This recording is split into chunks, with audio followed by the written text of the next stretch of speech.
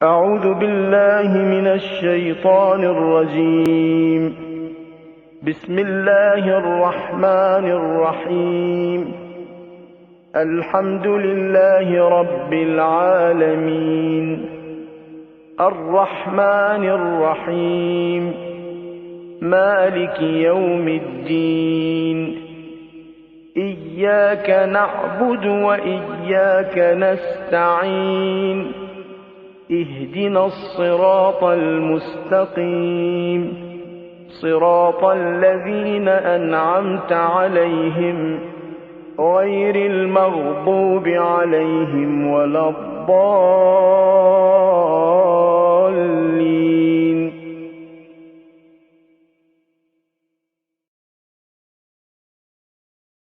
یہاں تک کہ جب عید بالکل قریب آ جاتی تو انسان عید سے پہلے ہی خوشیاں محسوس کرنے لگتا. اگر ہر تاریخ کے گزرنے کے ساتھ یہ خوشی اور اطمینان کہ آج 5 روزے ہو گئے، آج 10 روزے ہو گئے، آج 15 روزے ہو گئے، یہ خوشی اور اطمینان اس لیے ہو کہ پروردگار عالم کی ایک عبادت اور اہم ترین عبادت انجام دینے کا شرف ہم کو ملا، تو خیر یہ خوشی بھی اسلام میں ایک عبادت ہے. روزہ رکھ کر اپنی ذمہ داری ادا کرنے پر اگر خوشی، لیکن اگر یہ خوشی اس لیے ہو کہ بھئی اتنا مشکل ترین مہینہ، چلو 1/3 گزر گیا، چلو آدھا گزر گیا، چلو 2/3 گزر گیا، تو بجائے اس موقع پر میں کسی تفصیل میں جانے صرف ایک جملہ تاریخ معصومین سے پیش کر دوں. تاریخ معصومین میں یہ جملہ لکھا، جتنے ائمہ کے رمضان ہم تک پہنچے، ائمہ طاہرین کس طرح رمضان گزارتے ہیں یہ خود ایک مستقل عنوان ہے، لیکن جتنے ائمہ کے رمضان کے حالات ہم تک پہنچے سب میں ایک جملہ مشترک ہے، اور وہ یہ کہ جیسے جیسے رمضان قریب آتا تھا امام اس طرح سے خوش ہوتے جاتے تھے جیسے عید قریب آ رہی، اور جیسے جیسے رمضان ختم ہوتا جاتا تھا امام ایسے غمگین ہوتے جاتے تھے جیسے ہمارے ہاں مثلا ماہ محرم. اور جو سب سے آخری دن رمضان کا ہوتا تھا وہ امام کے لیے آنسو لے کے آتا تھا، اور امام بار بار کہتے تھے کہ اے اللہ کے مہینے، تو آج ہمیں الوداع کہہ رہا، کتنے جلد تو گزر گیا، اور روتے جا رہے ہیں اور یہی ایک جملہ کہتے جا رہے ہیں. کیونکہ روایتوں میں یہ ایک جملہ تو ہے کہ سال کے 12 مہینوں رمضان وہ مہینہ ہے جسے خدا نے کہا کہ یہ میرا مہینہ شہری، اور رمضان و شہری، رمضان میرا مہینہ. اور خدا کو اتنا پسند ہے یہ مہینہ کہ جب کبھی آسمانوں میں خدا فرشتوں سے رمضان کا تذکرہ کرتا تو کبھی رمضان کا نام نہیں آتا. ہاں قرآن میں ہے شہر و رمضان، لیکن روایتوں میں یہ کہ آسمان کے فرشتوں سے اگر کبھی رمضان کے بارے میں کوئی بات ہو، خدا ان کو کوئی چیز یاد دلائے کہ بھئی وہ فلاں رمضان میں فلاں مومن کے گھر میں مثلا تم گئے تھے، یا فلاں رمضان میں فلاں مومن کی روح کو تم نے قبض کیا تھا، یا اے میکائیل فلاں رمضان میں تم نے فلاں مومن کو رزق دیا تھا. تو اتنا پسند ہے یہ رمضان کا مہینہ کہ روایتوں میں یہ کہ خدا جب میکائیل کو کوئی رمضان یاد دلائے، یا جناب ملک الموت کو کوئی رمضان یاد دلائے، یا جناب جبرائیل کو کوئی رمضان یاد دلائے، تو خدا کبھی رمضان کا نام ہی نہیں لیتا، بلکہ 4 نام. یا تو یہ کہتا ہے خدا، یہ روایتوں میں کہ جو میرا مہینہ تھا اس کے اندر اگرچہ پورے 12 کے 12 مہینے خدا کے، لیکن رمضان کا تذکرہ ایسا ہوتا ہے کہ اے میکائیل، وہ جو میرے مہینے میں تم نے فلاں کے گھر میں رزق پہنچایا. اور فرشتے سمجھ جاتے ہیں کہ جس کو خدا نے میرا مہینہ کہا وہ یقیناً رمضان. یا کبھی کہتا ہے خدا کہ اے ملک الموت، وہ جو برکت والے مہینے میں تم فلاں گھر گئے تھے. یعنی آسمانوں پر رمضان کو خدا برکت کا مہینہ کہتا ہے، رمضان نہیں کہتا.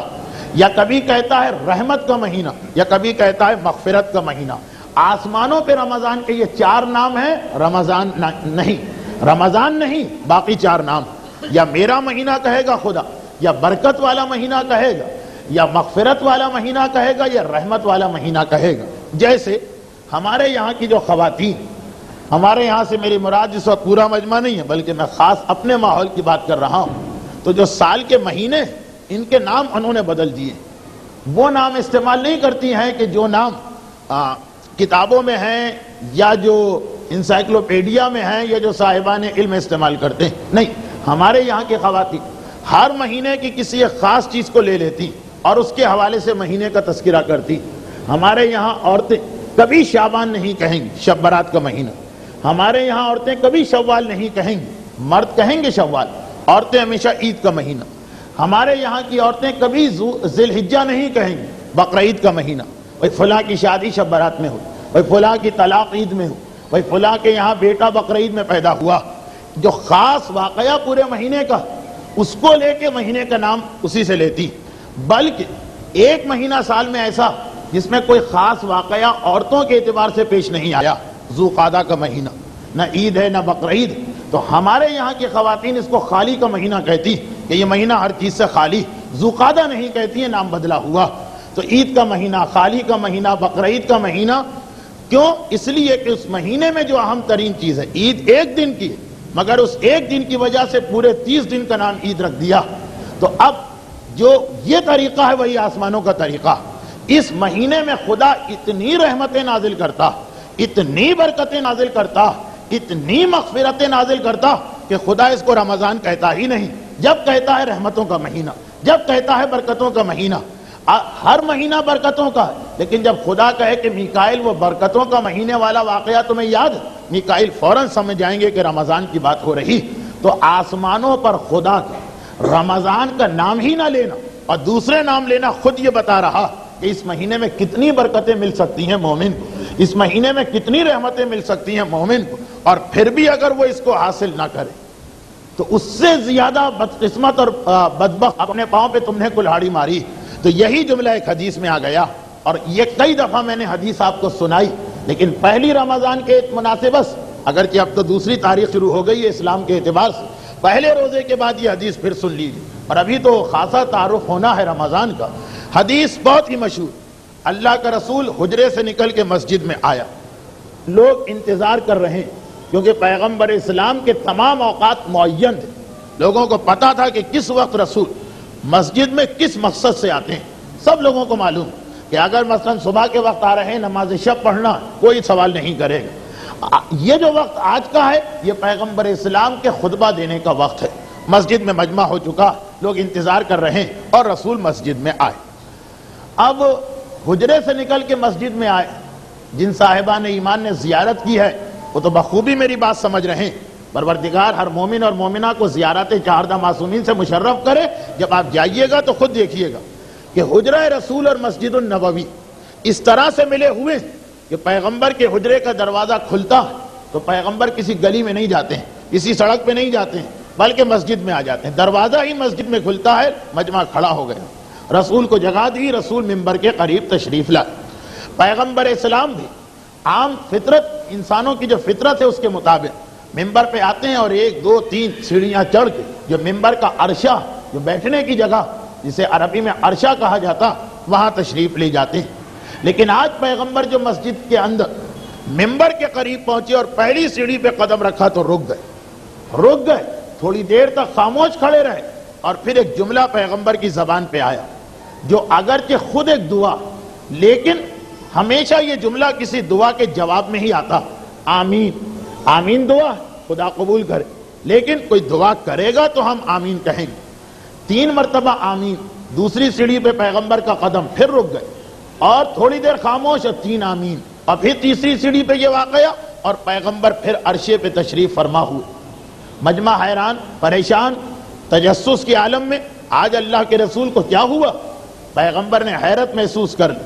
مجمع اگر متوجہ نہ ہو تو نہ تقریر کرنے میں مزہ آتا ہے، نہ خطبہ دینے کا فائدہ حاصل ہوتا.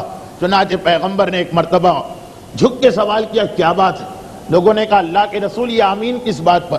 اب یاد کیجئے اپنے ذہنوں میں وہ 3 جملے، صرف اس کو یاد دلانا. یہ تو خود میں اعتراف کر رہا ہوں کہ یہ حدیث آپ کو سنانا مقصد نہیں، آپ کی سنی ہوئی حدیث.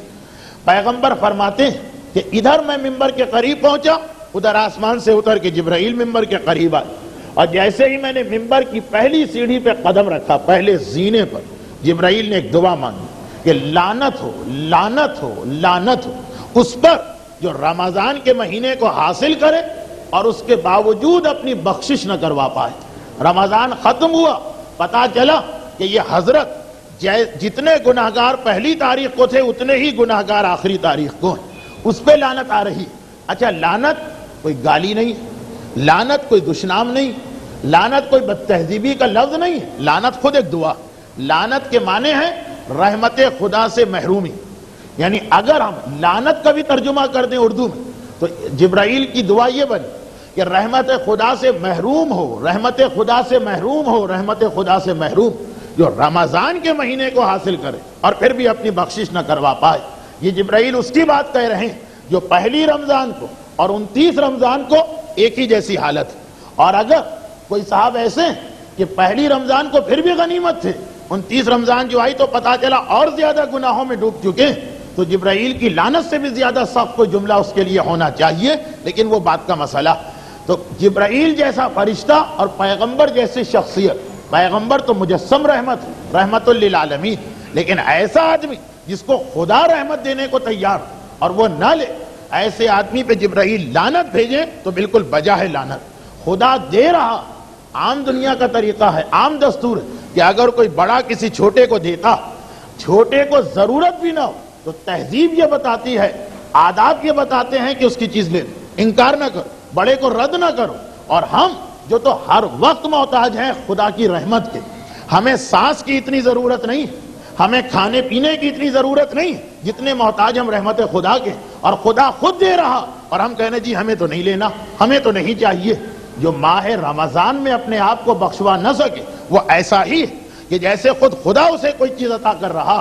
خدا بہرحال معصومین سے بڑا، معصوم اگر دیں تو ہم رد نہیں کر سکتے، خدا دے رہا اور ہم کہیں جی ہمیں تو نہیں لینا. اب یہ کون انسان ہے؟ اسی کی تشریح تو آج کرنا، اسی کا تعارف تو آج کرانا. اور خیر حدیث کے باقی دو جملے بھی میں اس لیے دوہرا دوں، ایک تو یہ کہ حدیث مکمل ہو جائے، دوسرا یہ کہ جو حدیث کا تیسرا جملہ وہ بھی آج میرے موضوع سے تھوڑی سی مطابقت رکھتا. دوسری سیڑھی پہ پیغمبر پہنچے تو جبرائیل نے دوسری دعا کی کہ لعنت ہو، لعنت ہو، لعنت ہو جو اپنے والدین کو ضعیفی میں پائے اور ان کی خدمت کر کے اپنے لیے جنت نہ لے سکے، اس سے زیادہ بدقسمت پھر کوئی نہیں. اور تیسری سیڑھی کا جملہ تو آپ یاد ہی کر لیجیے کہ جیسے ہی پیغمبر تیسرے زینے پہ پہنچتے جبرائیل کہتے ہیں کہ لعنت ہو، لعنت ہو، لعنت ہو اے اللہ کے رسول جو آپ کا نام سنے اور اس کے باوجود درود بھیجنے کو تیار نہ ہو.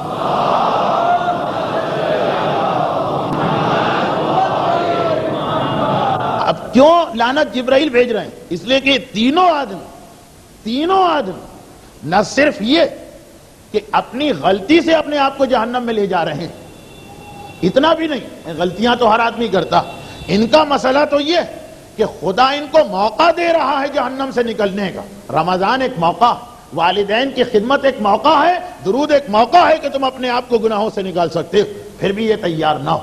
یہ اسی احمق کی طرح ہے کہ جو ڈوب رہا ہے دریا میں، اور کوئی بچانے کے لیے آتا ہے تو یہ تیار نہیں. یہ اسی کی طرح ہے کہ دلدل میں یا کنویں کے اندر گرا ہے، کوئی رسی ڈالتا ہے کہ دیکھو ذریعہ آ گیا، اسے پکڑ کے باہر آ جاؤ، اور وہ تیار نہیں ہو رہا تو یقیناً یہ لعنت کا حقدار. اور پھر یہ جو ابھی آپ نے درود کے بارے میں سنا، اس مناسبت سے ایک جملہ میں اور دوہرا دوں. پیغمبر اسلام جب مدینے میں تشریف لاتے ہیں تو اس وقت تک صرف ایک عبادت واجب ہوئی تھی مسلمانوں پر. 13 سال پیغمبر مکے میں رہے، مدینے میں تو فقط 10 سال رہے. آدھے سے زیادہ پیغمبر کے رسالت کی، ظاہری رسالت کی زندگی مکے میں گزری. صرف ایک عبادت واجب ہوئی، نماز. اور نماز بھی کس طرح کہ پہلے 2 نمازیں تھیں، صبح کی اور مغرب کی. معراج کی رات 5 نمازیں واجب ہو گئی. معراج کے بعد بھی 3 سال پیغمبر کو مکے میں گزرے، کوئی عبادت نہیں آئی، نہ روزہ آیا، نہ زکوٰۃ، نہ حج، نہ خمس، نہ جہاد، کچھ نہیں. پیغمبر مدینے میں تشریف لائے. اب اس کے بعد جب 18 مہینے پیغمبر کو ہونے والے تھے، یعنی 70واں مہینہ چل رہا ہے شعبان کا، حساب لگا لیجئے گا گھر جا کے کہ پیغمبر ربیع الاول میں آئے، تو اس کے بعد جب 17 مہینے گزرے تو 70واں مہینہ شعبان کا تھا. 15 شعبان کے بعد بیک وقت 2 حکم ایک ساتھ آئے. 2 حکم ایک ساتھ آئے. پہلا حکم سورہ بقرہ کی آیت 83 جس کی میں نے شروع میں تلاوت کی، یا ایھا الذین آمنوا کتب علیکم الصیام، تم پر روزے واجب کیے گئے. یہ حکم آیا 70ویں مہینے کے آخر میں، 18ویں مہینے سے روزے واجب. تو پیغمبر کے مدینے آنے کے بعد 18واں مہینہ وہ تھا کہ جس میں روزے واجب ہوئے. پہلی مرتبہ مسلمانوں نے اس میں روزے رکھے. اور روزے کے حکم کے فوراً ساتھ ایک اور حکم آیا، اور وہ کون سا حکم؟ صلو علیہ وسلموا تسلیما، جو رسول پہ درود بھیجنے کا حکم ہے، درود بھیجیں۔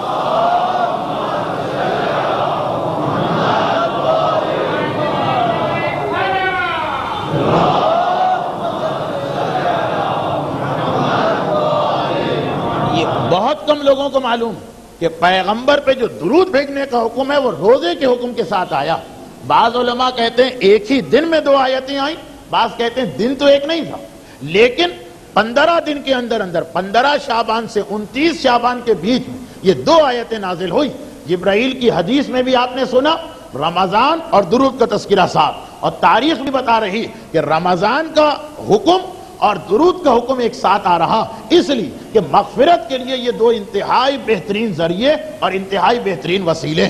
اب ایک جملہ میں کہنا چاہتا ہوں، یہ میں نے روزے کی تاریخ کیوں بتائی، اس کے لیے ایک خاص منزل تک آپ کو لے جانا، ایک خاص چیز جو آپ کے ذہن میں واضح ہونا چاہیے کہ جب پیغمبر کو 17 مہینے گزر گئے، پھر 18واں مہینہ رمضان کا تھا، حکم آیا یا ایھا الذین آمنوا کتب علیکم الصیام، اے ایمان والو اللہ نے تم پر روزوں کو واجب کیا۔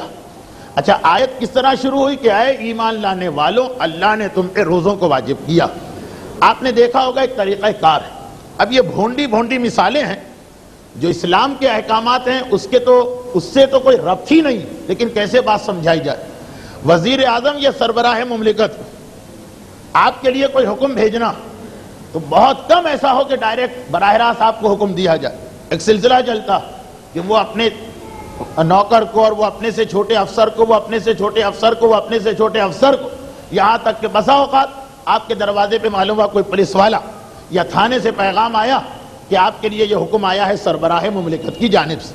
ایک عام طریقہ کار یہی کہ جتنی بڑی شخصیت ہوتی اتنا ہی وہ لوگوں سے براہ راست بات نہیں کرتی، بلکہ اپنے چھوٹے آفیسرز کے ذریعے پیغام آگے پہنچاتی۔ اب ایک جملہ سن لیجئے معصوم کا، میرا چھٹا امام امام جعفر صادق علیہ الصلوۃ والسلام ارشاد فرما رہا، روزہ زحمتیں تو بہت ہیں، واقعاً بھوکا رہنا، پیاسا رہنا، اور پھر یہ ذہن میں رکھیے گا کہ عرب میں 9 یا 10 مہینے گرمی رہتی ہے، چنانچہ رمضان کے معنی کیا ہیں؟ گرمی کا مہینہ، رمض عربی میں کہتے ہی گرمی کو ہے۔ رمضان تقریباً سال، اگر ایک انسان اپنی زندگی میں 40 سال روزے رکھے تو اس میں سے 35 سال گرمی کے روزے ہوں گے، تو عرب کے اعتبار سے گرمی کا روزہ بڑا مشکل۔ آج کل کی بات نہیں کر رہا جب ایئر کنڈیشن آ گئے ہیں، لیکن پرانے زمانے کی بات، بھوکا رہنا، پیاسا رہنا، لو چل رہی ہے۔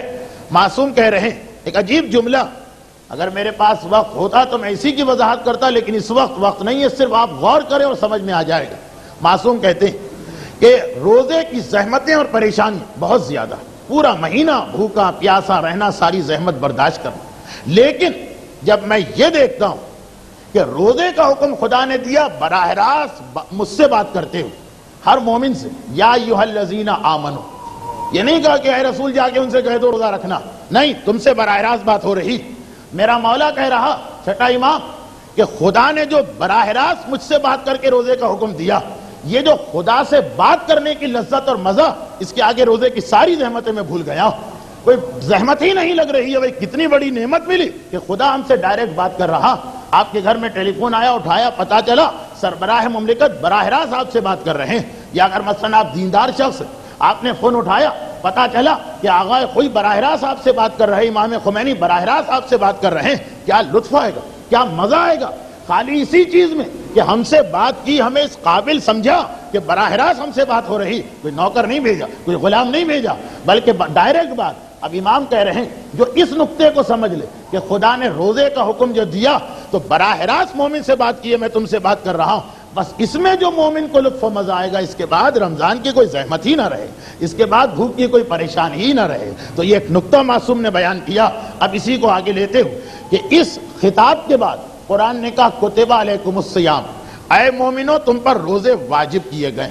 میں خاص منزل تک آپ کو لے جا رہا ہوں، روزے واجب کیے گئے، تم پر روزے واجب کیے گئے، یہ قرآن نے کہا۔ اچھا یہ 18ویں مہینے کے روزے پہلے روزے تھے اسلام میں جو واجب ہوئے، لیکن ایک عجیب بات، کس طرح سے خدا نے روزے واجب کیے۔ اب علماء ایک جملہ کہتے ہیں کہ جناب قیس کی وجہ سے ہمیں ایک بڑی سہولت مل گئی قیامت تک کے لوگوں کو. سن لیجئے روزے خدا نے کس طرح واجب کیے. عجیب بات ہے، پہلے جو شروع میں روزے کا حکم آیا تو وہ یہ تھا کہ صبح سے لے کے افطار تک روزہ رکھنا. افطار کا وقت آیا آپ کو اجازت ہے کھانے پینے کی، لیکن کب تک کھا پی سکتے ہیں؟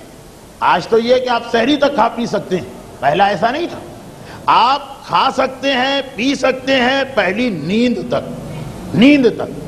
افطار کے بعد جو آپ کو پہلی نیند لینا بس وہاں تک اجازت. اس کے بعد ایک نیند لے لی کھانا پینا بند.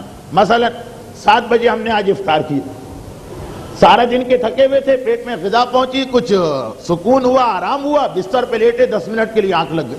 7:30 بجے سوئے 10 منٹ کے لیے، 7:45 بجے آنکھ کھلی. اب بھوک لگ رہی ہے کھانا نہیں کھا سکتے، پیاس لگ رہی ہے پانی نہیں پی سکتے. کیوں؟ ایک نیند لے لی. اب پوری رات فاقہ کرنا، پوری رات روزہ نہیں ہے مگر روزے کی پابندی آ گئی، چنانچہ پوری رات اور اگلا دن. اگر کوئی مثلا 10 بجے سو گئے آدھے گھنٹے کے لیے، 10:30 بجے اٹھا، پوری رات، اب جو باقی رات ہے کھانا پینا بند. تو پہلے روزے کا یہ طریقہ تھا. پھر کیا ہوا؟ پھر یہ ہوا کہ اسی رمضان کی شروع تاریخوں میں ایک صحابی تھے جناب قیس، بیچارے نئے مسلمان ہوئے تھے اور 2-3 مہینے بھی نہیں ہوئے تھے کہ روزہ آ گئے. ٹھیک، روزہ آ گیا، اللہ کا حکم ہے رکھنا، انہوں نے روزہ رکھا. اچھا، اب جب لوگوں کو پہلے سے یہ پتا ہو کہ پہلی نیند تک کھانے پینے کی اجازت، تو آدمی کیا کرے گا کہ اول تو سوئے گا دیر سے، اور پھر سونے سے پہلے جتنا ٹھونس سکتا ہے ٹھونس لے گا کہ بعد میں کوئی پریشانی نہ ہو. چنانچہ جیسا حکم آئے گا ویسا انسان اپنے آپ کو بنا لے گا. آج ہم کیوں آرام سے ایک افطاری کر کے آئے، رات کو جا کے کھانا کھائیں گے، سحری میں بھی کچھ کھائیں گے، کیونکہ ہمیں پتا کہ سحر تک ہمیں اجازت ہے. اور اگر معلوم ہو کہ نہیں 10 بجے پابندی، تو سارا کا سارا 4-5 وقت کا کھانا 10 بجے میں مکمل ہو جائے گا. جناب قیس کے ساتھ ایک مسئلہ ہو گیا، باقی مسلمان تو اپنی پابندی کر رہے ہیں، قیس کے ساتھ یہ مسئلہ ہوا، بیچارے یہ غریب آدمی. اچھا، ابھی آپ نے سنا کہ یہ تو بالکل ہجرت کے فوراً بعد کا واقعہ ہے، 1.5 سال کا. 1.5 سال ہوئے ہیں ہجرت میں. مدینے کے حالات ویسے ہی خراب ہیں، روزگار کے حالات، کہ مسلمان غریب ہیں، کام کے موقع کم ہیں، لوگ زیادہ آ گئے، مہاجرین اتنی بڑی تعداد میں آ گئے.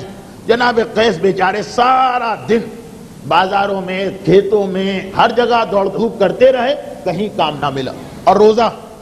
خیر، بھوک اور پیاس گھر میں آئے.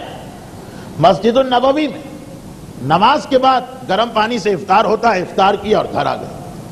اب یہ سوچ رہے ہیں کہ ابھی مسلمان مسجد سے گھروں میں گئے ہیں، بیوی بچوں کے ساتھ بیٹھے افطار کر رہے ہوں گے، تھوڑا وقت گزرے تو میں کسی مسلمان بھائی کے گھر جاؤں اور کچھ لے کے آؤں کھانے پینے کو.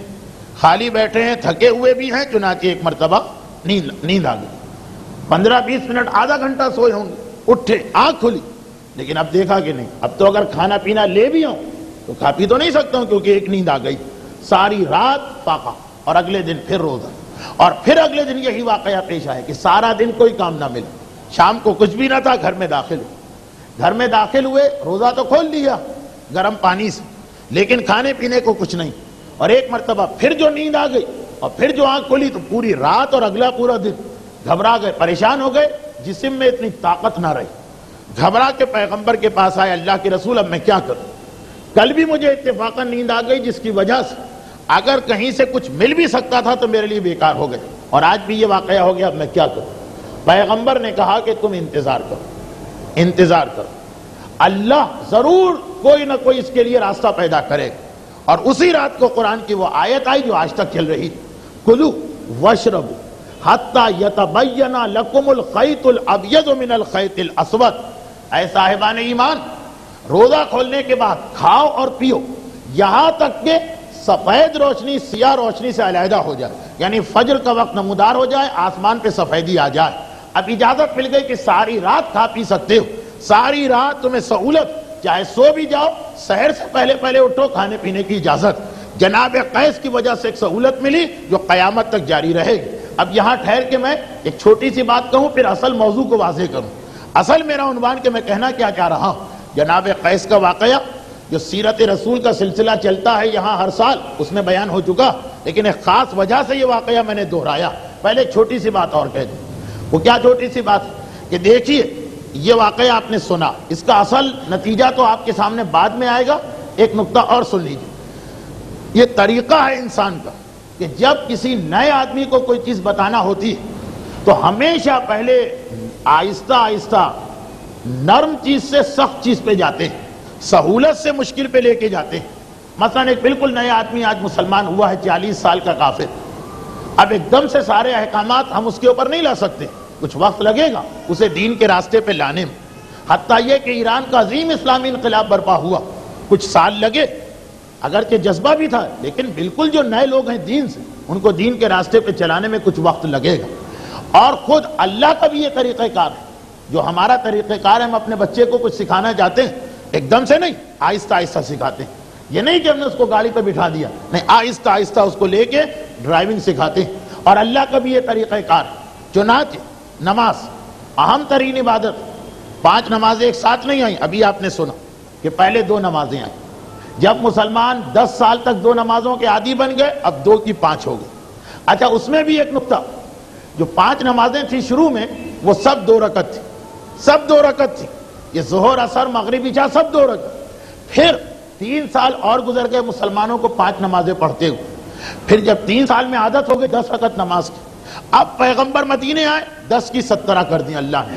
ظہر کو ڈبل کر دیا 2 کے 4، عصر کو ڈبل کر دیا 2 کے 4، مغرب کو 2 کے 3، عشاء کو 2 کے 4. اب دیکھیں نماز آہستہ آہستہ، پہلے 2 نمازیں تھیں جو 4 رکعت تھی، پھر 5 نمازیں ہوئیں جو 10 رکعت، پھر 17 رکعت. یہی مسئلہ زکوٰۃ کا، پہلے زکوٰۃ محدود چیزوں پہ تھی، پھر زکوٰۃ کو بڑھایا. یہی مسئلہ حج کا، پہلے عمرے کا حکم آیا جو چھوٹا حج ہے، پھر اس کے بعد حج کروایا. روزے میں الٹا طریقہ ہو گئے. دیکھیں نماز جو اہم عبادت لگ رہی وہ آرام سے مشکل کی طرف اسلام لے گئے، سہولت سے مشکل. زکوٰۃ سہولت سے مشکل. روزے میں الٹا مسئلہ کہ پہلے جو روزے آئے پہلے سال، ہماری عقل تو کہتی ہے کہ عرب بیچارے روزے کے عادی نہیں، ان کو تو پہلے آدھے دن کا روزہ رکھوانا چاہیے. جب عادی ہو جائیں پھر کہیں 2 بجے تک رکھو، پھر کہیں 4 بجے تک رکھو. وہاں تو الٹا مسئلہ کہ دن کو بھی رکھو، نیند آ گئی تو رات کو بھی رکھو، اور بعد میں پھر ان کو سہولت دی. اس لیے کہ روزہ اسلام کی نگاہ میں اتنی اہم ترین تربیت ہے. روزہ ایک تربیت ہے، ایک مشق ہے، اتنی اہم ترین تربیت ہے کہ پروردگار چاہتا ہی نہیں ہے کہ مومن سہولت سے مشکل کی جانب جائے. نہیں، روزہ نام ہی مشکل کا ہے. جتنی زحمتیں اٹھاؤ اتنا اللہ زیادہ پسند کرتا ہے روزے کو. یہی وجہ کہ روزے میں سحر اور افطار مستحب ہے، مگر یہ بھی مستحب ہے کہ پیٹ بھر کے نہ سحری میں کھاؤ، نہ افطاری میں کھاؤ، نہ رات کو کھاؤ. ایسا نہیں کہ بیمار پڑ جاؤ 2 روزے رکھ کے پھر انتقال کر جاؤ، لیکن رات کے وقت بھی اگر کھاؤ تو کم سے کم کھاؤ، اس لیے کہ جتنی زحمت ہو، خاص روزے کے لیے، نماز کے لیے نہیں. نماز تو آپ نے دیکھا کہ 4 رکعت سے 17 رکعت تک 3 مرحلوں میں اسلام لے گیا. روزہ شروع ہی سے سخت رکھا کیونکہ خدا روزے کا اتنا ثواب دینا چاہ رہا، اتنا ثواب دینا چاہ رہا کہ روایت یہ الصوم لی وانا اجاوز بہ، روزہ تو خالصتاً میری عبادت، باقی نماز، حج، زکوٰۃ یہ تو سب تم اپنے واجبات کر رہے. روزہ یہ سمجھو کہ اللہ کو کوئی تحفہ دینے جا رہے ہو، اللہ کے لیے خاص تحفہ دینے جا رہے. اور اسی لیے انا اجاوز بہ، پروردگار حدیث قدسی میں اعلان کر رہا کہ جتنی عبادتیں تم کرتے ہو سب کا ثواب فرشتے لکھتے ہیں. روزے کا ثواب میں خود لکھواتا ہوں، فرشتوں کو ہٹا دیتا ہوں کہ یہ میرا تحفہ ہے، اس کا بدلہ بھی میں دوں گا. اے فرشتوں، تمہیں بھی پتہ نہ چلے گا کہ کتنا میں نے اس کا ثواب اس مومن کو دیا. تو پروردگار کو اتنا پسند ہے یہ روزہ کہ شروع ہی سے وہ طریقہ رکھا کہ مومن کو زیادہ سے زیادہ ثواب ملے. اور اب اس سے متعلقہ اصل چیز کہ آپ نے دیکھا کہ جناب قیس پریشان ہو گئے، 2 دن کے روزے، 2 راتوں کے روزے. چنانچہ ان کو تکلیف، زحمت میں آ گئے. اللہ کو جیسے ہی ان کی زحمت پتہ چلی، یہ تو ظاہری میں کہہ رہا ہوں ورنہ اللہ تو ہر چیز کا علم رکھتا، اس کی مصلحت پہلے سے یہ ہوگی کہ اس طرح طریقہ بدلے. لیکن بہانہ اللہ نے کیا بنایا کہ ایک روزے دار پریشانی میں آیا، اس کی وجہ سے میں نے روزے کا طریقہ بدل دیا. یہ کوئی آسان چیز نہیں. ایک عام حاکم اپنا حکم بڑی مشکل سے بدلتا، اللہ اپنا حکم بدل رہا. اور حکم بھی کون سا؟ شریعت کا حکم، کہ ایک واجب کا طریقہ بدلا جا رہا. کس کی وجہ سے؟ ظاہری بہانہ کیا بنا؟ قیس کی وجہ سے. اچھا کیوں قیس کی وجہ سے؟ کیوں؟ کیونکہ اس نے روزہ رکھا. ابھی سنیے آپ، یہ تو بہت زیادہ علماء سے سنتے ہیں کہ روزے دار کی دعا کا بڑا ثواب ہے، روزے دار کی دعا کا بڑا اجر، دعا کی بڑی فضیلت. البتہ جو صحیح دعا مانگی جائے، اور انشاءاللہ رمضان کی ان تقاریر جو ہمارا ایک مستقل موضوع ہوگا وہ تو ہوگا، لیکن ایک دو تقریریں دعا کے بارے میں بھی دوبارہ مجھے کرنا، تاکہ رمضان میں آپ صحیح طریقے سے دعا سے فائدہ حاصل کریں۔ روزے دار کی دعا کا بڑا ثواب، بڑا اجر۔ میں تو کہتا ہوں نہیں، دعا تو بہت بات کی چیز ہے، دعا سے بھی پہلے کا مرحلہ۔ جناب قیس نے ابھی دعا نہیں مانگی، دل میں خواہش پیدا ہو کہ روزہ میرے لیے مشکل ہے، کاش اس میں کوئی آسانی پیدا ہو جائے۔ دعا مانگے اور خدا قبول کرے، وہ تو بات کا مرحلہ۔ روزے دار اللہ کو اتنا پسند ہے، اتنا پسند ہے، اتنا پسند کہ خدا اس کی دعا کا بھی انتظار نہیں کرتا، ابھی دل میں خواہش پیدا ہوتی اور خدا اس کی خواہش کو پورا کر دیتا۔ چاہے، یہ جملہ سنیے، چاہے روزے دار کی خواہش پورا کرنے کے لیے خدا کو اپنا حکم بدلنا پڑے، واجب کا طریقہ بدلنا پڑے، شریعت میں تبدیلی لانا پڑے، مگر روزے دار کا مقام اتنا بڑا کہ خدا روزے دار کے دل کو خوش کرنے کے لیے شریعت کو بدلنے کو تیار، واجب کے طریقے کو بدلنے کو تیار، عبادت کے طریقے میں تبدیلی کرنے کو تیار، صرف اس لیے کہ اس روزے دار کو تکلیف نہ پہنچے۔ کتنا خیال رکھ رہا ہے خدا روزے دار کا۔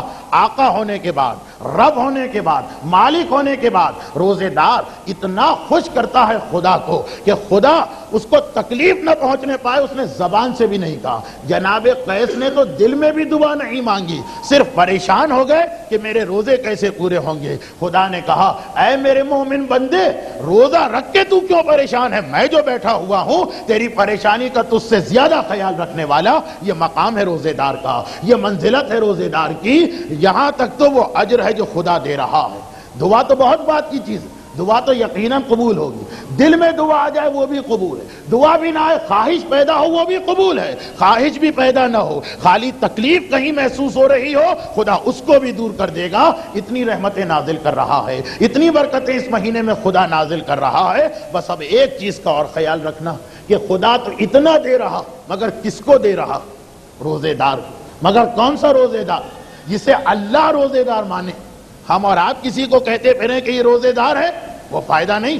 جس کو اللہ روزے دار مان لے، یہ سب اس کے لیے کہ اس کی خاطر، خیر اب تو شریعت نہیں بدل سکتی، لیکن خدا نے ایک روزے دار کی خاطر شریعت بدل کے یہ بتا دیا کہ یاد رکھو جب میں اس کے لیے شریعت بدل سکتا ہوں تو تمہارے لیے میں تقدیر بدل سکتا ہوں۔ کتنی ہی بڑی زحمت میں ہو، روزے دار ہو کے دعا مانگو، دعا بھی نہ مانگو، دل میں خواہش پیدا کرو، میں تقدیر کو بدل دوں گا، میں فرشتوں کو دیے ہوئے احکامات بدل دوں گا اگر تم روزے دار نکلے۔ ایسے روزے دار کہ خدا تمہارا روزہ قبول کرے، کیونکہ روزے دار کی دو قسمیں۔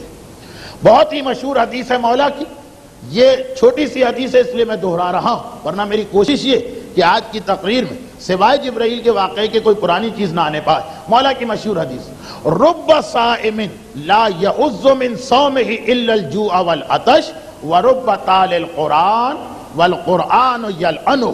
بہت ہی معروف حدیث، اس کے دو حصے اور دونوں پر ہماری گفتگو ہوگی۔ ایک پر آج گفتگو ہو رہی اور ایک پر رمضان کے دوران کسی رات کو بھی میں اپنے عام موضوع سے ہٹ کے بات کروں گا۔ ترجمہ سن لیجیے۔ میرا مولا کہہ رہا کہ کتنے ہی ایسے روزے دار ہیں کہ انہیں اپنے روزے سے کچھ نہیں ملتا سوائے بھوک اور پیاس کے۔ یہ جو آپ نے ابھی فضیلتیں کہ برکت ملتی ہے، رحمت ملتی ہے، مغفرت ملتی ہے، دعا قبول ہوتی ہے، خدا اس کی تکلیف دور کرتا، لیکن کچھ ایسے روزے دار ہیں انہیں کچھ نہیں ملتا، خالی بھوکے اور پیاسے رہے اور کچھ نہ ملا۔ بھوک اور پیاس یعنی زحمت بھی اٹھائی اور نتیجہ صفر، نتیجہ زیرو۔ وَرُبَّ تَعْلِ الْقُرْآنِ وَالْقُرْآنُ يَلْعَنُهُ، اور کتنے ہی قرآن کی تلاوت کرنے والے ہیں کہ وہ قرآن کی تلاوت کرتے ہیں اور قرآن لعنت بھیجتا ہے ان پر۔ یعنی کس طرح سے؟ اب ہوتا یہ کہ ڈبل تلاوت ہوتی، ڈبل۔ ہم قرآن پڑھ رہے ہیں، قرآن بھی کچھ پڑھ رہا، ہم پڑھ رہے ہیں بسم اللہ الرحمن الرحیم الف لام میم ذالک الکتاب لا ریب فیہ، اور قرآن کہہ رہا ہے تجھ پہ لعنت، تجھ پہ لعنت، تجھ پہ لعنت۔ یہ مولا کی حدیث، رب تعالی القرآن والقرآن یلعنہ۔ کتنے ہی تلاوت کرنے والے ہیں قرآن کی اور قرآن ان پہ لعنت بھیج رہا۔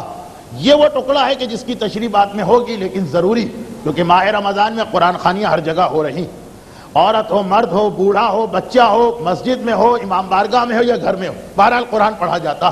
تو ہم ویسے قرآن کے قاری نہ بنے کہ لعنت پڑھ رہی، وہ تو ایک بات کا مسئلہ۔ ابھی پہلے روزے دار کے مسئلے کو حل کر لیجئے۔ اتنا ثواب بھی خدا دے رہا، مگر ساتھ ساتھ مولا نے کہہ دیا بشرطیے کہ ایسے روزے دار ہو کہ جس کے روزے کو خدا مانے، ایسا نہ ہو کہ رب صائم لا يعز من صومه الا الجوع والعطش۔ پتا چلا کہ سارا دن محنت مشقت کی، نتیجہ کچھ نہیں، خالی بھوکے اور پیاسے، جسے عوامی زبان میں عورتوں کی زبان میں بعض اوقات کہتے ہیں کتے کا فاقہ تم نے کیا۔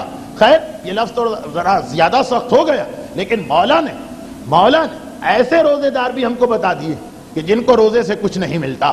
اچھا یہ جو مولا نے کیٹیگری بتائی کہ کچھ نہیں ملتا، یہ کون روزے دار ہے؟ اب اسی کی تشریح ہو جائے۔ آج تو پوری تشریح نہیں ہو پائے گی، آج صرف ایک چھوٹی سی بات، اور مزید ایک دو باتیں ہیں جو کل آپ کے سامنے آئیں گی۔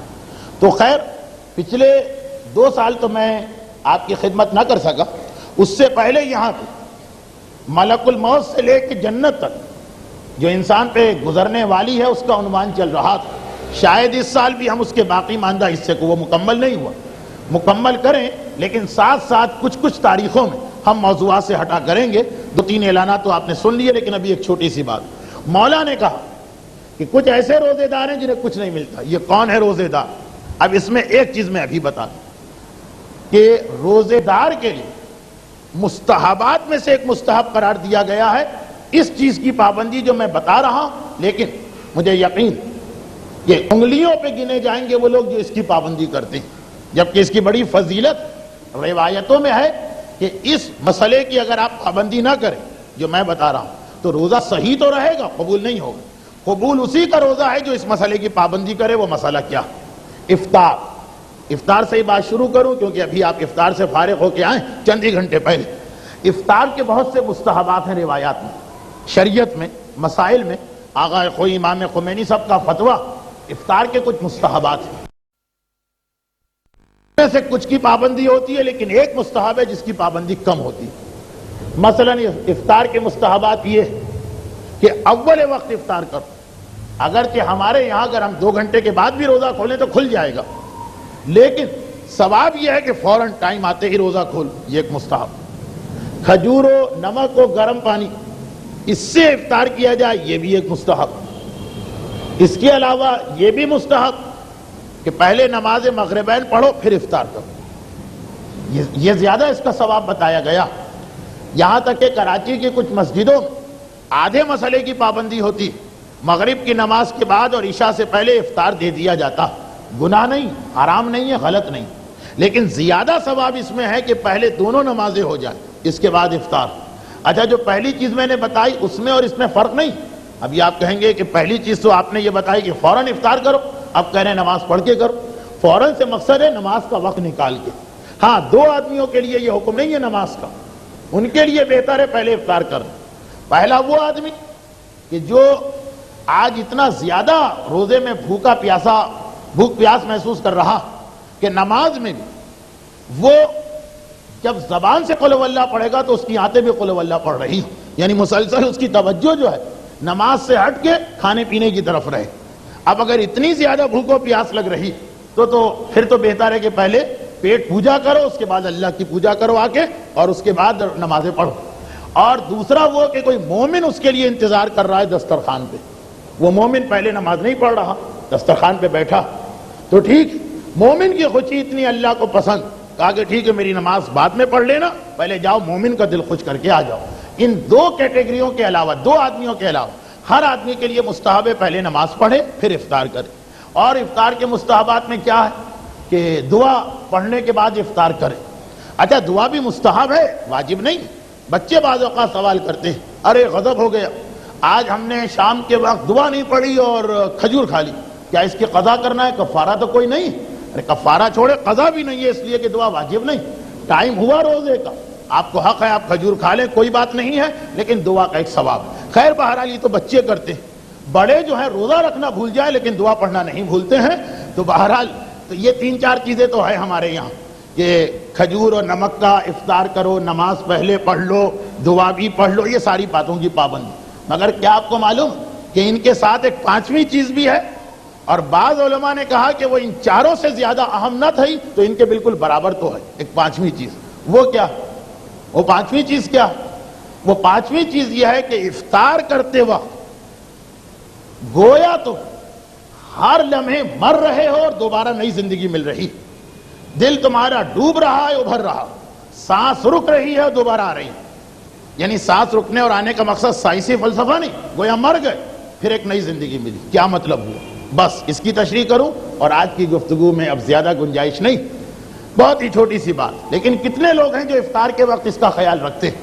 ملا احمد نراقی نے معراج السعادت میں باقاعدہ ایک پیراگراف اس کی تشریح میں لکھا, بالکل ایسی ہی کیفیت جیسے ہمارے زمانے میں تو ہوتا تھا, اب آج کا پتہ نہیں. اچھا میرا زمانہ کوئی 150 سال پہلے کا نہیں ہے, لیکن حالات اتنی تیزی سے بدلے کہ 5 سال کی چیز بھی آج پرانی لگ رہی ہے. ہمارے زمانے میں تو یہ ہوتا تھا کہ آج امتحان کا رزلٹ نکلنے والا, اب جتنے بھی بچے اس دن اسکول آتے تھے سب کے دل دھک دھک دھک دھک کرتے تھے, پتہ نہیں پاس ہو پتہ نہیں فیل.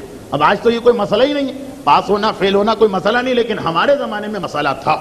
جب تک کہ وہ ٹیچر نام لے کے اناؤنس نہیں کرتا تھا کہ فلاں صاحب پاس ہو گئے, بس ہر وقت, اور جیسے ہی نام پکارا گیا اور بری حالت ہو گئی, اب پتہ نہیں پاس ہو رہے ہیں یا فیل ہو رہے ہیں. اچھا اسی طرح ہماری کلاس میں 2-3 لڑکے تھے جن کا آپس میں مقابلہ ہوتا تھا, کبھی یہ فرسٹ کبھی وہ فرسٹ, کبھی یہ فرسٹ کبھی یہ سیکنڈ کبھی وہ سیکنڈ.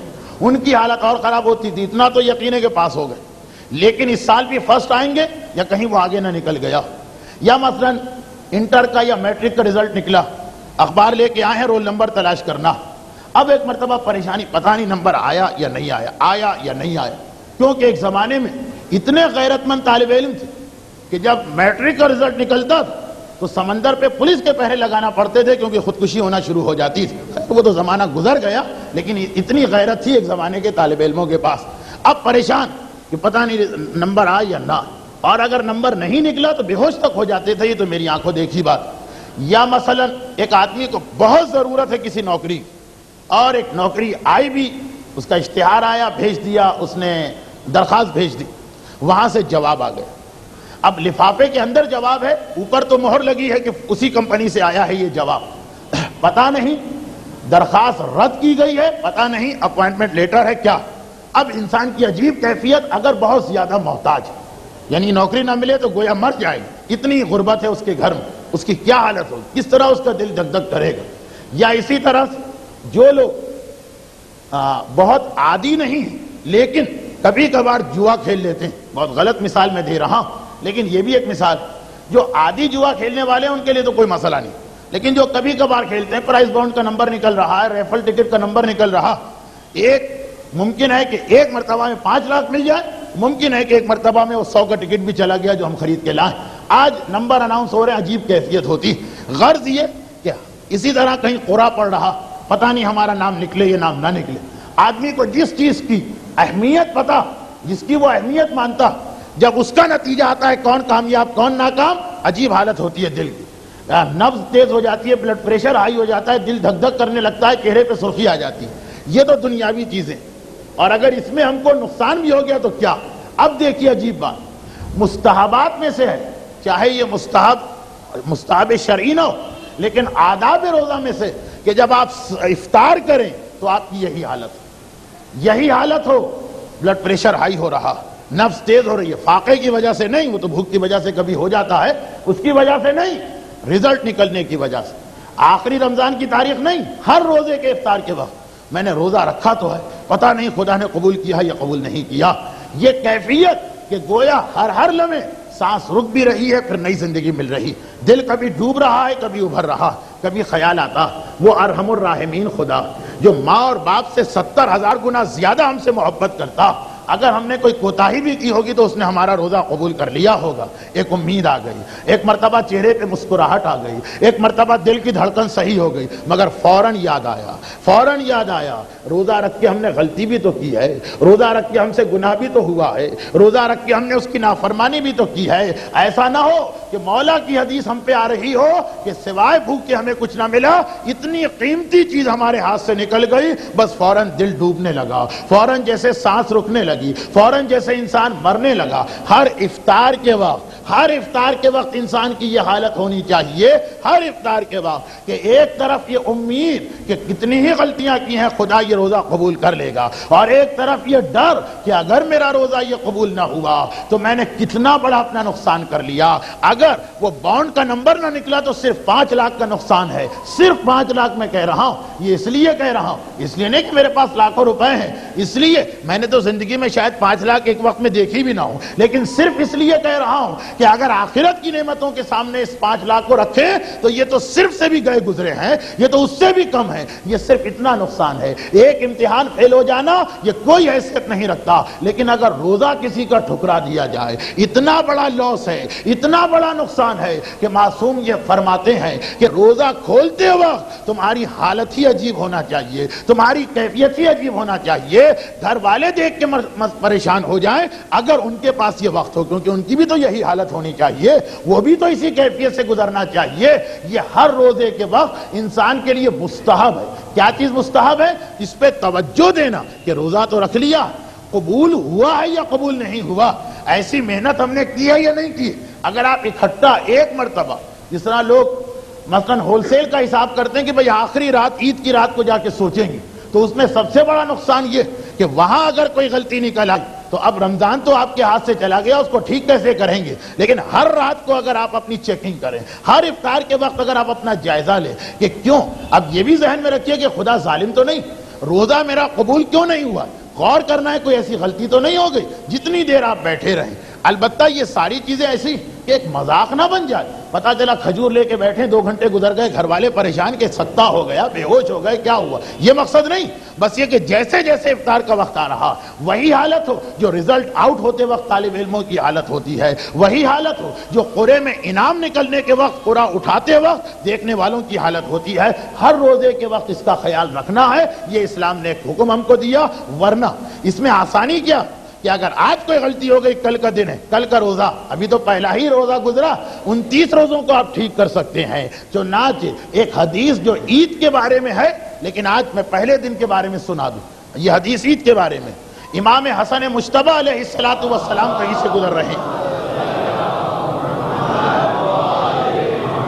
امام کہیں سے گزر رہے ہیں، امام کی نگاہ پڑی، عید کا دن، لوگ بیٹھے ہنس رہے ہیں اور قہقہہ لگا رہے ہیں۔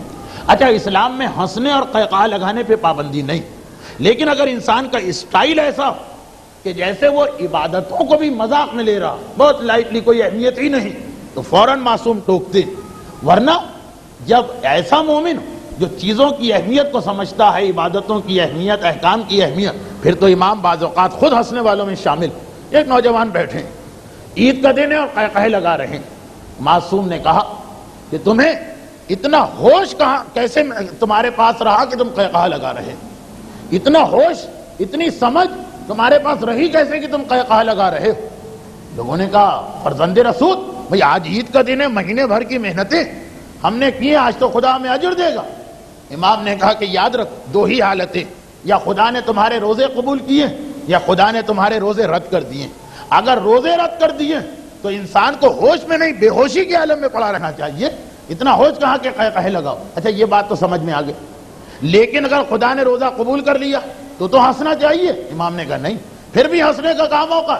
ارے اگر خدا نے روزے قبول کر کے ہمیں وہ اجر دیا ہے جو روزے دار کا ہے، تو ہمیں خدا کے احسان سے ایسا سجدہ کرنا چاہیے کہ عید کا دن ختم ہو جائے، پیشانی اٹھانے کا وقت نہ ہو۔ اتنی بڑی نعمت دی، ہمارے روزے قبول کر لیے، ہمارا اتنا بڑا درجہ ہو گیا، پھر تو ایسا سجدہ کہ پیشانی نہ اٹھے۔ یہ وقت تمہارے پاس کہاں سے آ گیا قہقہہ لگانے کا؟ امام بتا رہے ہیں کہ یہ تو 30 روزوں کے بعد، لیکن ہر روزے کے بعد یہ ہونا چاہیے کہ اگر خدا نے روزہ قبول کیا ہے تو شکر خدا میں انسان کی پیشانی جھکے، اور اگر کوئی ایسی غلطی ہے کہ روزہ رد ہو گیا تو انسان کو زار و قطار روکے، کل کے لیے توبہ کر کے اپنی غلطی کا ازالہ کرنا ہے۔ یہ ایک بات ہوئی، یہ ایک بات ہوئی جو ہمارے ہاں لوگ غافل، روزے کے افطار کے وقت اس پہ توجہ نہیں دیتے۔ اور کون سی ایسی چیزیں جو ہم کو علی کی حدیث میں شامل کر دیتی کہ سوائے بھوک اور پیاس کے کچھ نہیں ملتا؟ یہ انشاءاللہ کل کی تقریر میں بیان کیا جائے گا۔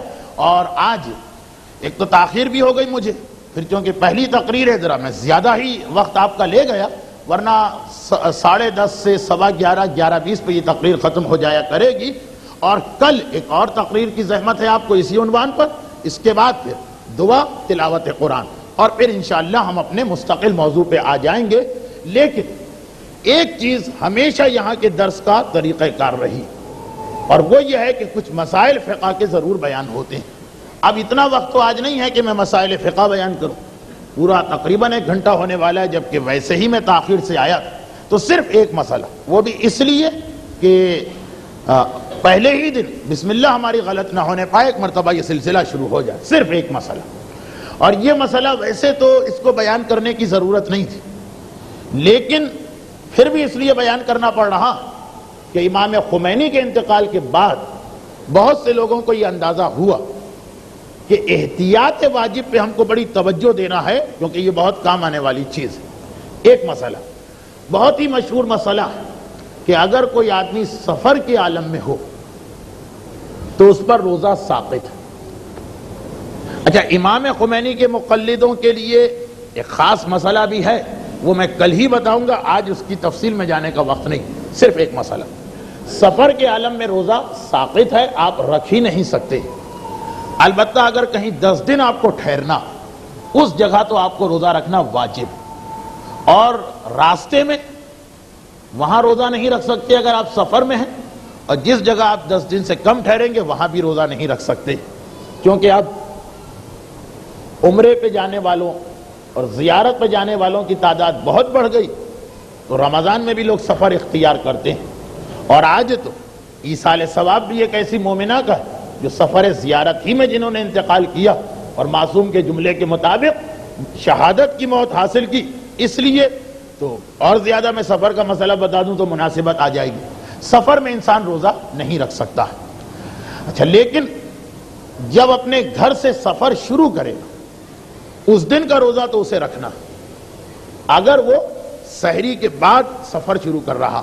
ہاں، اگر ایسا سفر ہے کہ رات کے 11 بجے کی فلائٹ ہے، 12 بجے کی ہے، 2 بجے رات کی ہے، 4 بجے کی ہے، تو رات کو تو روزہ ہوتا ہی نہیں۔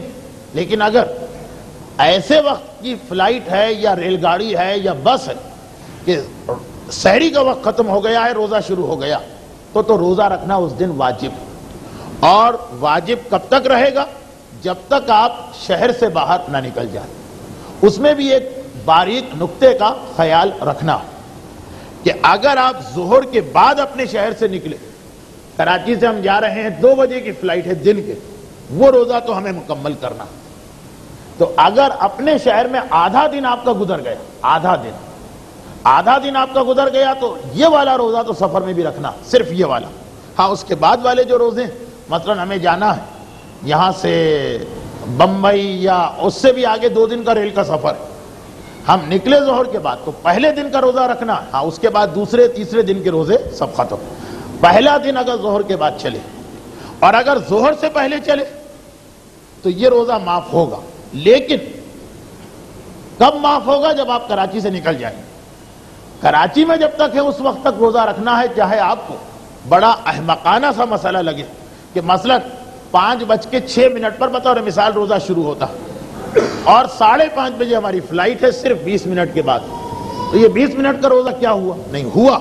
آپ پر واجب ہے کہ آپ روزے کی نیت کر کے روزہ رکھیں، اور پھر جس وقت آپ کا جہاز کراچی سے باہر چلا گیا، ریل کراچی سے باہر چلی گئی، اس وقت روزہ ٹوٹے گا۔ یہ غلطی لوگ بہت کر لیتے ہیں کہ بھئی معلوم ہے کہ 7 بجے صبح سفر پہ جانا، تو 5 سے 7 2 گھنٹے کا روزہ کیا رکھیں؟ وہ سمجھتے ہیں کہ ہم مسافر ہیں، روزہ معاف ہے۔ جی نہیں، جب تک کہ شہر سے باہر نہ نکلے اس وقت تک آپ مسافر نہیں ہیں، آپ کو روزہ رکھنا ہی۔ تو اگر آپ ظہر سے پہلے کراچی سے چلے جائیں گے تب بھی واجب ہے کہ روزہ تو صبح رکھیں، جب آپ کراچی سے نکلیں اور اتنی دور چلے جائیں کہ کراچی نظر آنا بند ہو جائے، تب آپ کا روزہ وہاں پہ کھل جائے گا، وہ بھی ظہر سے پہلے اگر آپ نکلے۔ یہ ایک عام مسئلہ ہے، آغا خمینی بھی یہ فرماتے ہیں، آغا گلپائگانی بھی یہ فرماتے ہیں، لیکن آغا خوئی جو ہیں اس مسئلے میں اور ایک شق بڑھا دیتے ہیں۔ آغا خوئی فرماتے ہیں کہ ظہر سے پہلے جو آدمی نکلے، اگر رات سے آپ کا ارادہ تھا، رات سے مطلب ہے سحری سے پہلے ارادہ تھا کہ آج مجھے جانا ہے سفر پہ، تب تو یہ ٹھیک کہ آپ روزہ رکھ لیجئے، سفر پہ جائیے، جیسے ہی کراچی سے نکلیں گے آپ کا روزہ ٹوٹ جائے گا۔ لیکن اگر سحری ختم کر کے روزہ شروع کرنے کے بعد ارادہ بنا، مثلا 5 بجے آپ نے نیت کر لی، 7 بجے حیدرآباد سے ٹیلی فون آ گیا، ایسا ضروری کام کہ جانا، تو اب آپ کا ارادہ ہی 7 بجے بنا۔ باقی مراجع تو کہتے ہیں کوئی بات نہیں، ارادہ کبھی بھی بنے، ظہر سے پہلے کراچی سے نکل جائے روزہ معاف۔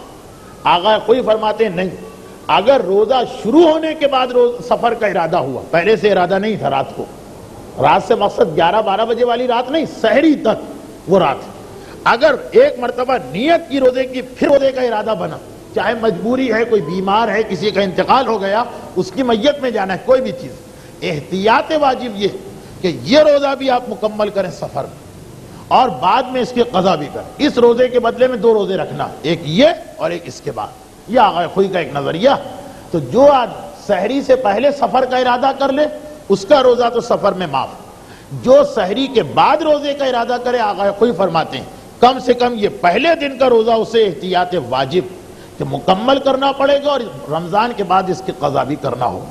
لیکن یہ آغا خوئی کی احتیاط واجب آپ آغا گل پائگانی کے مسئلے پہ عمل کر سکتے ہیں، لیکن یہ یاد رہے کہ آغا خوئی نے یہ احتیاط واجب لگائی ہے، اس کی تفصیل بعد میں آئے گی۔ ویسے بہرحال اصل مسئلہ تو یہ ہے کہ سفر میں اسلام نے انسان کو بہت سہولتیں دی، بہت سی عبادتیں معاف ہو جاتی، نمازیں قصر ہو جاتی، ظہر اور عصر کے نافلہ ختم ہو جاتے ہیں، سفر میں بہت سہولتیں دی، عام سفر میں بھی، آرام دہ سفر میں بھی سہولتیں دی۔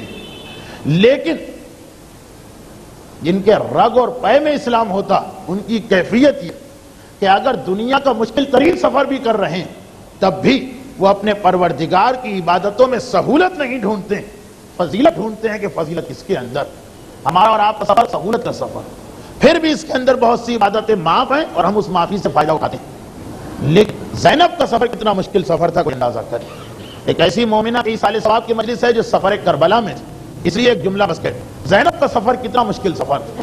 بھوک کے عالم میں سفر ہے، پیاس کے عالم میں سفر ہے، اسیری کے عالم میں سفر ہے، گھر والوں کے لاشیں دیکھنے کے بعد کا سفر، اور تمام راستے زینب زخمی ہوتی جا رہی ہیں، ایسا سفر، ہاتھ پشتے گردن سے بندھے ہیں، ایسا سفر۔ لیکن زندان شام سید سجاد کی نگاہ جو پھوپھی پہ پڑی تو سید سجاد حیران ہو گئے۔ اور ایک جملہ میں آپ کے سامنے پھر پیش کر دوں، دیکھیے اگر ہم اور آپ کسی کی عبادت دیکھ کے حیران ہو وہ کوئی کمال کی بات نہیں، لیکن اگر کوئی امام کسی کی عبادت دیکھ کے حیران، امام جو خود عبادت میں آخری منزل پہ ہوتا، اچھا اور پھر وہ امام جو خود زین العابدین، جو خود سید الساجدین، جس سے زیادہ کسی کے سجدے نہیں، جس سے بڑا کوئی عابد نہیں، تو زینب کی عبادت بھی کیا عبادت جس نے زین العابدین کو حیران کر دیا، جس نے سید الساجدین کو حیران کر دیا۔ جب زندان شام میں دیکھا پھوپھی اماں رات کا وقت ہے، آدھی رات کا وقت ہے، آپ بیٹھ کے نمازیں پڑھ رہی ہیں، سید سجاد کو حیرت عبادت میں بھی نہ رہی، اس لیے کہ زینب کی عبادت تو سجاد نے شام غریبہ بھی دیکھی ہے، زینب کی عبادت تو سجاد نے اونٹوں پر بھی دیکھی ہے۔ سجاد حیران اس بات پر ہے میری پھوپھی زمین پہ بیٹھ کے عبادت کیوں کر رہی؟ کہا سجاد بیٹا ہمارے لیے جو غذا آتی ہے وہ اتنی کم ہے کہ اگر سب استعمال کرے تو کسی کا پیٹ نہ بھرے۔ ارباب اعضا ہم 14 گھنٹے کا روزہ رکھنے کے بعد پیٹ بھر کے کھانا تو کھا لیتے ہیں، پیاس بھر کے پانی تو پی لیتے ہیں، روزہ ہم نے بھی رکھا ہے، مگر افطار کے بعد جتنا دل چاہا پیٹ میں پانی لے گئے، جتنا دل چاہا معدے میں غذا لے گئے۔ لیکن اگر کسی کا روزہ ہے تو جا کے کربلا والوں کا روزہ دیکھو، کربلا سے جو بھوکے اور پیاسے چلے آ رہے تو شام تک ایسی بھوک اور پیاس ہے کہ زینب کہتی ہے سجاد بیٹا آنے والا پانی اتنا کم ہے کہ اگر سب پیے تو کسی کو سیرابی نہ ہو، میں اپنے حصے کا پانی بھی بچوں کو دے دیتی ہوں۔ آنے والی خوراک اتنی کم ہے کہ سب کھائیں تو کسی کا پیٹ نہ بھرے، زینب اپنا حصہ بھی بچوں کو دے دیتی ہے۔ ہمارا سلام اس زینب پر جس کا روزہ کبھی افطار نہ ہوا، جو 7 محرم سے بھوکی اور پیاسی ہے تو رہائی تک بھوکی اور پیاسی رہی۔ سجاد بیٹا بس غذا کی کمی سے آج تیری پھوپھی کی یہ حالت ہو گئی، اب کھڑے ہو کے نماز نہیں پڑھی جا رہی، اس لیے میں بیٹھ کے اللہ کی عبادت کر رہی ہوں۔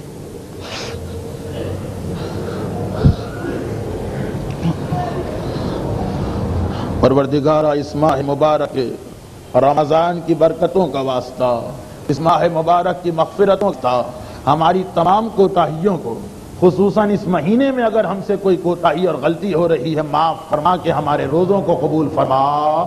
پروردگارہ اہل بیت کے ان مصائب کا واسطہ اور ماہ رمضان کی برکتوں کا واسطہ تمام صاحبان ایمان، خصوصاً اس مجلس میں تشریف لانے والے مومنین اور مومنات کے گھروں پہ اپنی برکتوں کو نازل فرما۔ پروردگارہ ہمارے جملہ مرحومین خصوصاً جن مرحومہ کے اصال ثواب کی مجلس ہے، جو زائرہ کربلا اور سفر کربلا کی شہیدہ ہے، پروردگارہ ان سب کو اعلی علیین میں جوار معصومین سے ملحق فرما، اور پروردگارہ اس ماہ مبارک رمضان میں ہمیں معلوم ہے کہ جتنی بھی ہماری حاجتیں ہیں سب کو تو پورا کرنے والا ہے، پروردگارہ ہماری دیگر دعاؤں سے پہلے جو سب سے بڑی دعا ہے اسے جلد از جلد قبول فرما، یعنی اپنی آخری حجت وارث معصومین امام زمانہ کے ظہور میں تعجیل فرما۔ ربنا تقبل منا انک انت السمیع العلیم۔ ایک سورہ فاتحہ کی التماس ہے، جملہ مرحوم مومنین و مومنات امام خمینی رضوان اللہ علیہ، شہید قائد حجت الاسلام سید عارف حسین الحسینی، دیگر تمام مراجع کرام اور علماء اعظام مرحومین، اور خصوصاً مرحومہ فاطمہ بائی غلام حسین اور مرحومہ فاطمہ بھائی نور محمد نانجی ہیرانی کے ایصال ثواب کے لیے سورہ فاتحہ۔